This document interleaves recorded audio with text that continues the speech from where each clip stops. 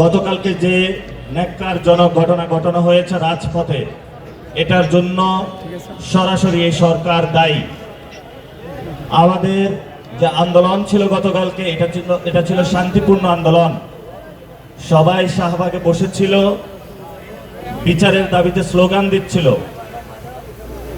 কিন্তু প্রশাসনের কিছু লোক, সরকারের কিছু লোক অতি উৎসাহী হয়ে সবার উপরে সাউন্ড গ্রেনেড নিক্ষেপ করলো। যদি ঘটনার ধারাবাহিকতায় যাই, এর আগের দিন রাতে জাবেদ শরীফ ওসমান হাদি ভাইয়ের ওয়াইফ জুমা সহ আরো অনেকেই যমুনার সামনে অবস্থান নেয় এবং সেখানে সরকার তাদেরকে অবরুদ্ধ করে ফেলে। ইনকিলাব মঞ্চের কর্মী এবং নেতৃবৃন্দ রাজস্বিক যে মোড় আছে ইন্টারকন্টিনেন্টালের সামনে, সেখানে অবস্থান নেয়। আমি ভিতরে গিয়েছিলাম, গিয়ে যে অবস্থাটা দেখি, তাদের চারিদিকে মশা মাছি, খুবই বিব্রতকর একটা পরিস্থিতিতে তারা আছেন। ওসমান হাদি ভাইয়ের ওয়াইফকে সেখানে দেখে আমি খুবই কষ্ট পেলাম।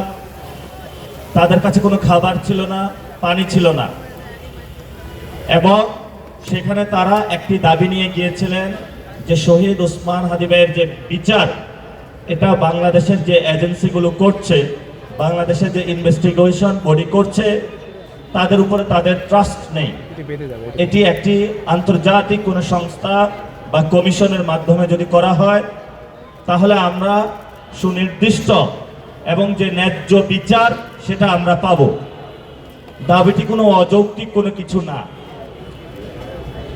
আমি সরকারের কয়েকজনের সাথে যোগাযোগ করলাম, তারা জানাইলো যে আমাদের সাথে যোগাযোগ করা হয়নি। কিন্তু আমি তারপরে ইনকিলাব মঞ্চের ওনাদেরকে জিজ্ঞেস করলাম, ওনারা বলল যে আমরা এক সপ্তাহ যাবৎ সরকারকে মেসেজ দিয়েছি, কল দিয়েছি, আমাদের মেসেজগুলো সিন করা হয়েছে, তারা কোনো উত্তর দেয়নি। এবং গত এক মাস যাবৎ শহীদ ওসমান হাদি ভাইয়ের বিচারের দাবিতে 55 দিন ঢাকা শহরের এমন কোনো অলি গলি নাই যেখানে ইনকিলাব মঞ্চের ভাইয়েরা, জুলাই ঐক্যের ভাইয়েরা, পুরো বাংলাদেশের মানুষ ওসমান হাদি ভাইয়ের সুষ্ঠু বিচারের দাবিতে আওয়াজ তোলে নাই। কিন্তু সরকার সেই আগের ধারাবাহিকতায় দেখেও না শোনার ভান করেছে। কখনো শুনি যে ওমর ভাইকে চাকরি দেওয়ার নাম নিয়েছে তারা, কখনো শুনি তারা 1 কোটির ফ্ল্যাট দেওয়ার ব্যবস্থা করতেছে, এবং সরকার সেই যে জানাজা ব্যবস্থা করেছে লোক দেখানো, এরপরে এ পর্যন্ত সরকার কোনো কিছু করে নাই। তারপরে জুমার নামাজ হলো, জুমার নামাজের পরে ইনকিলাব মঞ্চের যারা সদস্য ছিলেন তারা সেখানে ছিলেন। তাদের খুবই ছোট দাবি ছিল। দাবিটি হলো আন্তর্জাতিক কোনো সংস্থা বা ইউএনের মাধ্যমে এটার ইনভেস্টিগেশন করে এটার একটি সুষ্ঠু আমরা বিচার চাই, এবং সরকার সেখানে একটি চিঠি দিবে, এবং সরকারের কাছে তারা একটা নির্দিষ্ট টাইম ফ্রেমও চাইল। কিন্তু সরকার ন্যাক্কারজনকভাবে সেখানে জল কামান নিয়ে গেল, জল কামান নিয়ে সবার উপরে গরম পানি নিক্ষেপ করলো।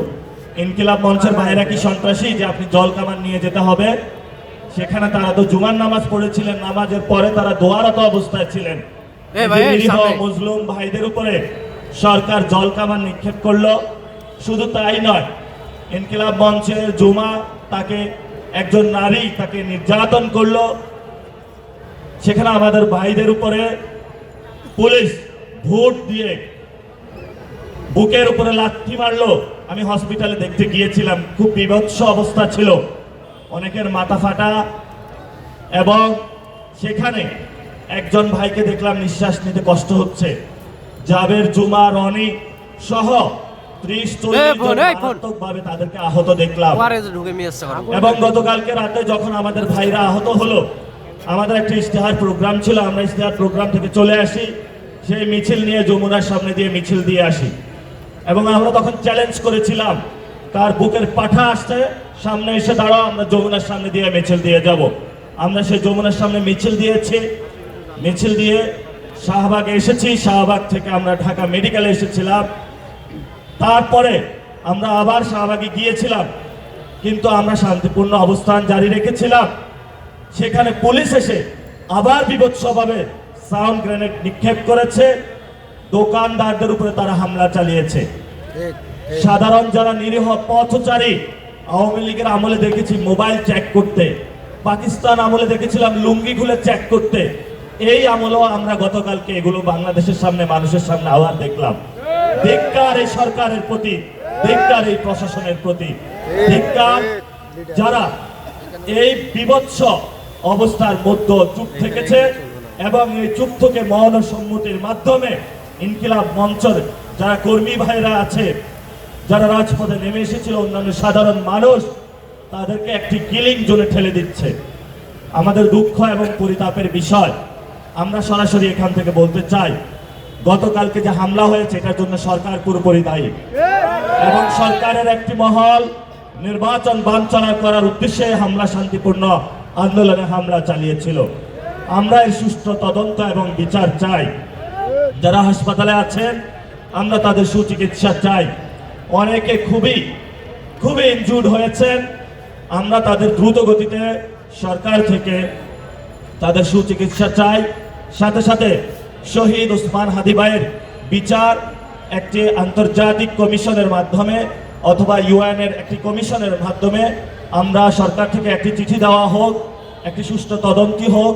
কারণ বর্তমান যে সিআইডি ডিবি যারা তদন্ত করছে, তারা জাবেরকে গিয়ে বলছে যে আপনি আমাদেরকে সিসিটিভির ফুটেজ দেন। তো এই সিসিটিভির ফুটেজ জাবের কই থেকে আনবে? এটা তো গোয়েন্দা সংস্থার দায়িত্ব। তা আমরা মনে করি যে বিচারটা হচ্ছে না, এটাতে গোয়েন্দা সংস্থারই কেউ ইনভলভমেন্ট থাকতে পারে এবং তারা এটার মধ্য দিয়ে বাংলাদেশকে অস্থিতিশীল করতে চায় এবং এটাতে ভারতীয় শক্তির হাত থাকতে বলে আমরা আশঙ্কা করি। কারণ যেখানে আমাদের সীমান্ত নেই, নিরাপদ একটি সীমান্ত, প্রতিনিয়ত মানুষ মারছে, সেখানে আমার হাদি ভাইদেরকে যারা খুন করেছে সেখানে ইন্ডিয়ান কোনো এজেন্ট থাকবে না, সে আশঙ্কা উড়িয়ে দিচ্ছি না আমরা। প্রিয় উপস্থিতি, আমরা যেমন হাদি ভাইয়ের বিচার চাচ্ছি, সাথে সাথে গতকালকে যে হামলা হয়েছে ন্যাক্কারজনক হামলার তদন্ত এবং বিচার চাচ্ছি। যারা এই হামলা ঘটিয়েছে তাদেরকে দ্রুত বিচারের মাধ্যমে আনার আমরা আহ্বান জানাচ্ছি। সাথে সাথে সরকার একটা ভয় পাচ্ছে তারেক রহমানকে, যে এই তারেক রহমানের চাপে সরকার হলো ব্যালেন্স হারায়া ফেলে, কখনো আমাদের উপর অস্ত্র চালায়, কখনো সরকার নিজের উপরে অস্ত্র চালায়। আমি সরকারকে আহ্বান করব, ভয় পাবেন না, তারেক রহমান একটা কাগজে বাঘ, এটা আসল বাঘ না। যদি বলেন তাহলে ইনকিলাব মঞ্চের বাইরা তাদের সাথে থাকবেন। যদি আর হামলা করতে আসেন এই রয়্যাল বেঙ্গল টাইগারদের উপরে যদি হামলা হয়, বাংলাদেশের মানুষ কিন্তু বসে থাকবে না ইনশাআল্লাহ। এই যে সরকার মনে করে যে না কোনো পারমাণবিক বোম, আর তারেক রহমান একটা বেলুন, একটা সুই দিয়ে রেডি থাকবেন, এটা একটু টোকা দিবেন, এটা ফুস হয়ে যাবে। আমরা সরকারকে আহ্বান জানাবো, ইউনূস স্যার আপনি ভয় লন্ডন চলে গিয়েছিলেন, ওইখানে একটা চুক্তি করলেন বিএনপি এবং সরকারি যে বাংলাদেশে ইলেকশন হবে, আমরা এই শব্দটি শুনলাম না যে সুষ্ঠু একটি ইলেকশন প্রয়োজন। আমরা গণতন্ত্রকে রক্ষা করতে চাই। এখন আপনি বললেন যে একটা রোগীকে চিকিৎসা করা হবে, সেই সুষ্ঠু চিকিৎসা আছে কিনা, অ্যাফোর্ডেবিলিটি আছে কিনা, সেটা তো আমাদেরকে লক্ষ্য রাখতে হবে। তো যেই নির্বাচনের জন্য তারেক রহমানকে নিয়ে আসার জন্য এত আয়োজন, বিএনপিকে নিয়ে আসার জন্য এত আয়োজন, সেটা তো আসলে কোনো গণতান্ত্রিক কোনো ইলেকশন হলো না।